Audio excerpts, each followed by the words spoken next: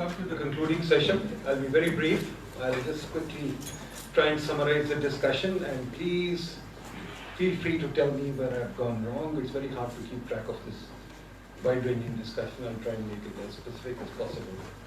I think there are three main themes that I'd like to push forward, and under those three themes we can kind of group things together. One is that everything that we do, whether it's projects, programs, policies, whatever, as the Deputy Chairman said, he had 6 Ps. So whatever the 6 Ps are, they all lead to one G, growth. And we've kind of forgotten the growth focus, so we must bring growth back into it. Yes, we are in an IMF austerity program, so somehow we have to bring growth within austerity, and I hope the World Bank will help us there. But unfortunately, growth has been forgotten in Pakistan for the last 40 years.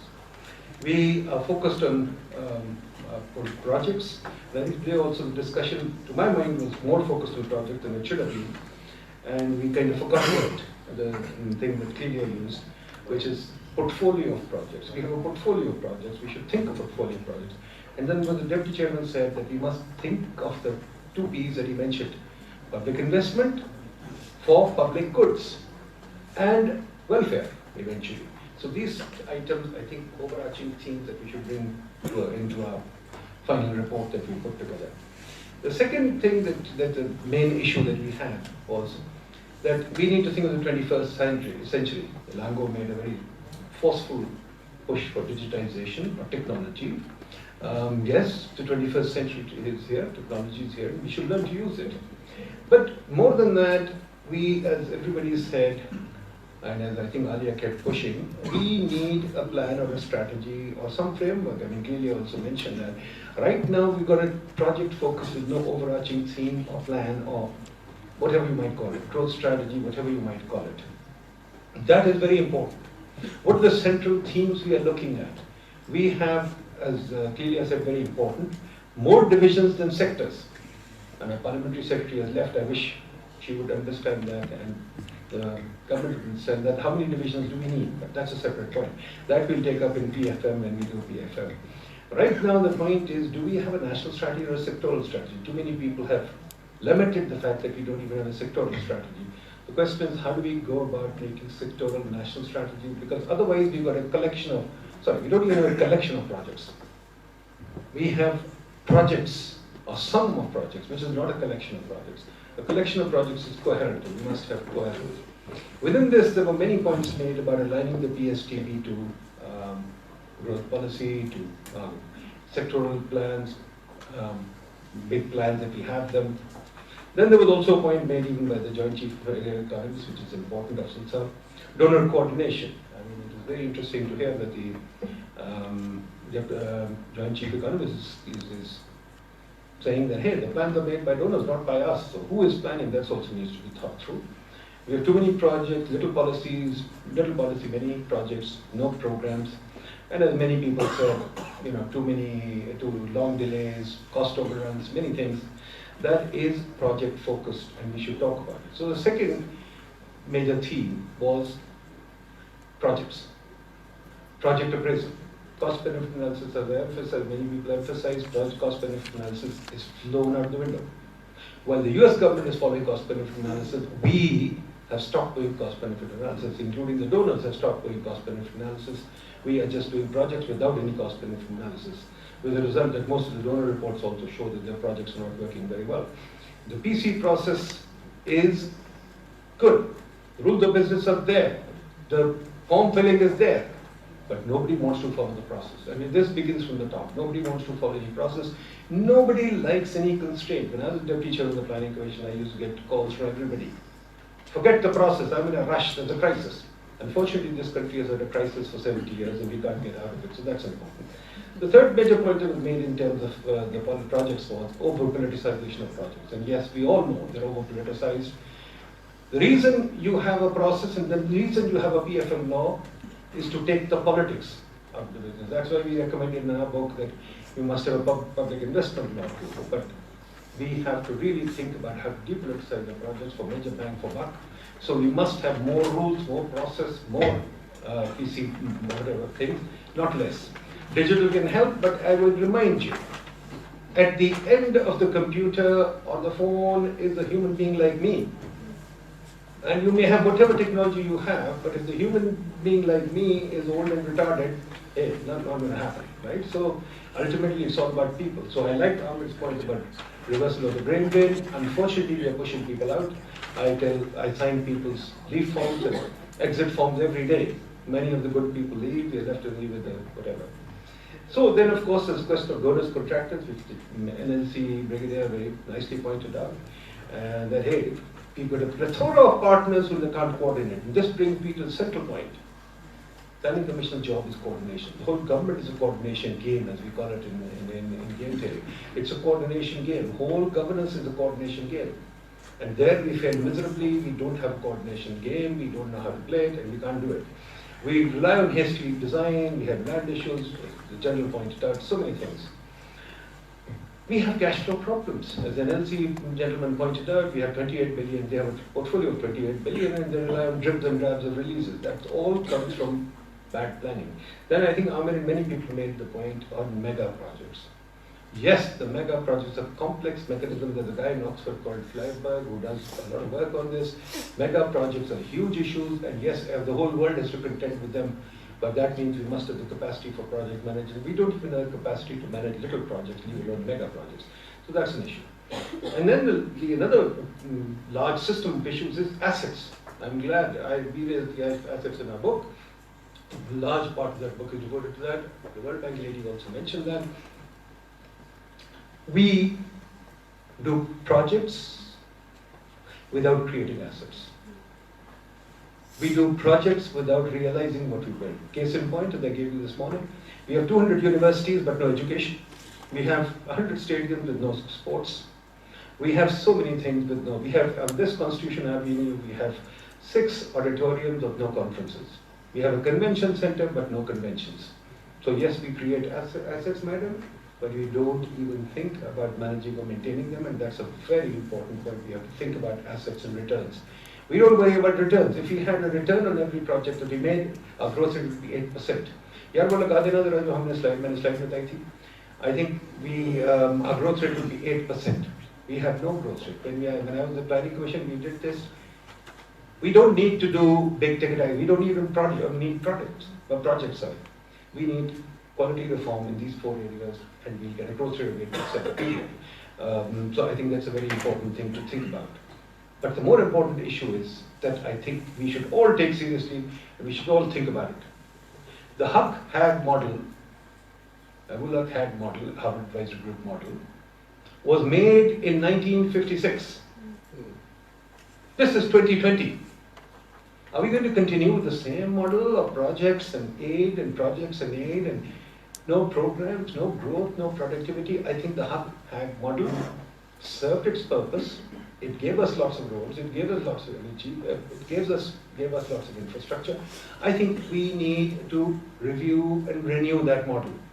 I submit we should move to a results-based management system. I submit we should move, right now we've got an input-based system. They make the convention center, forget about it. They make a railway station, forget about it. We need to move to a results-based system. Clearly I mentioned asset register or whatever.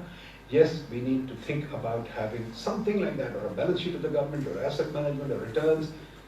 We only worry about inputs, not results. So, and then as Asif Bajwa said, we need to think about who owns the projects. Is it the community? Is it citizen partnership? I worked with Islamabad. I've got a paper, PIDE working paper in Islamabad finances.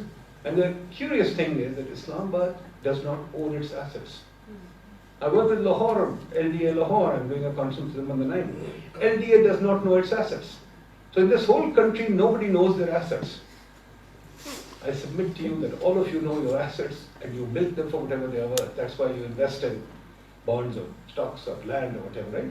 We need to worry about national assets. National assets are dying and declining, and we don't worry about them. Then finally, related to this issue is the issue of how do we develop strategies, plans, which nobody really thinks about. We all think strategy plans should be made.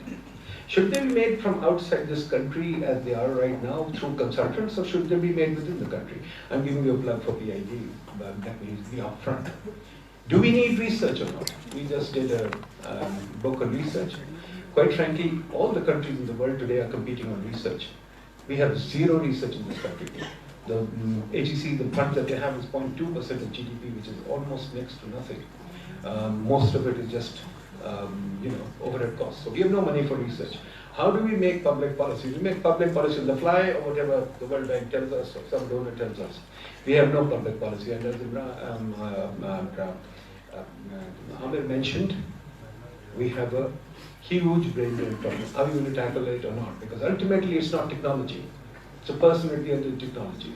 And if you have both of them at the end of technology, you can put in whatever technology you like, the results will be the same. Because it's human beings who make results, technology doesn't make results. So that, ladies and gentlemen, is my very, very quick summary. Now, we'll have a quick round of comments, questions, so that I can add or delete from this. So please go ahead and say whatever you like for the next 5 minutes, and then we'll end it. Anybody, please. Are you too tired? Sir, what are... Please identify yourself too. Ayaz, working in PIDE. Sir, what are the main determinants of the creative city? We'll talk about that later. Let's talk about the PSDP right now. This summary that I gave. So if I can just share a thought that when we talk about the political influence, interference, or political manipulations, I think that also has to be defined. What does it mean? Because everything has to be political in the sense that if it is good for a change for good, it has to be political. But what kind of politics is good and bad for planning process? Good point. Sir, this is Dr. Sir, Chief EAD. So my point is regarding your R&D and research. You rightly said that in case of the public, we be spending nothing, right, in the one hand. But on the other hand, if you look at the private sectors, so there are some private, I mean private doesn't mean the private sectors, means the private individual, they are doing research, like PIDE, ARC, LUMS, and so many other things. Sorry? No, it's not private, means individual, independently they are doing. So my question is how we translate, even though we have so many good results and good research, how we translate the research into policy. There's a very big gap between the translating in research into policy.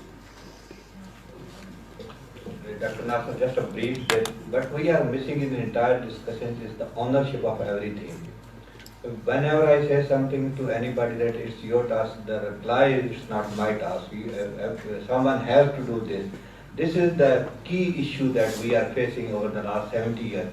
And we are talking about the capacity issue over the last, and I'm just hurting that thing from the when I start this the economic. But how we can solve this capacity issue? Just talking about the capacity issue may not be the solution. So we have to put on the top of this entire discussion about these two things. Anybody else? Just a small Go ahead. reaction. You had talked about the growth, tension between growth and inflation. I think at some point that has to be mentioned, that we have been too preoccupied with the monetary aggregates of inflation and exchange rate, and we have to shift the focus towards growth. But PSDP is not the only vehicle for doing that, so there needs to be more thought in how to make this transformation from being just enamored by the financial indicators to more growth-oriented indicators. And also, I think there are certain themes that Pakistan is part of internationally. Climate change is one.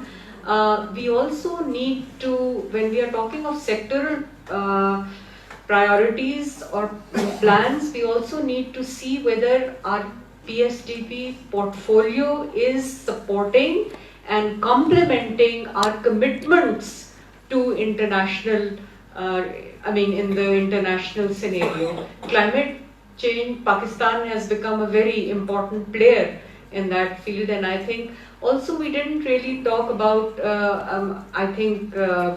Ashraf Saab mentioned manufacturing, and We didn't really talk about small and medium enterprises because I guess that was not the issue, but you know, there is a lot of lip service paid to dynamizing the SME sector. Do we really see it in the PSDP? So this is what I meant. There is a disconnect between even what our growth-oriented claims are and what the SDP sort of conveys in terms of that matching.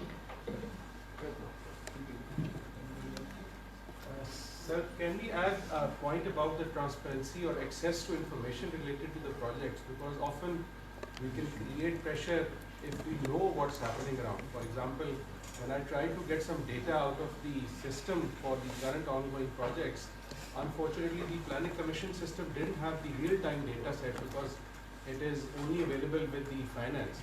So being even government employee couldn't access to the right information. Exactly, we used to have that on the Planning Commission website when I was here. We had weekly release data, but unfortunately it's taken off. I don't know why.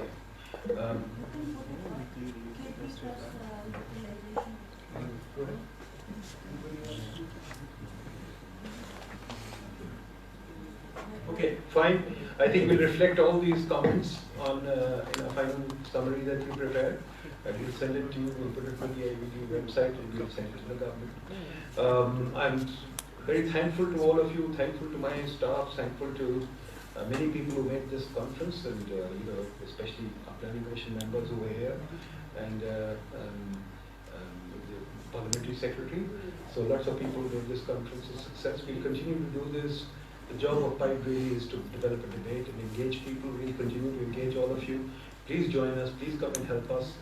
We need a lot more debate to understand things. We can't leave the debate only to donors. We must create the debate ourselves. Thank you very much. All the best.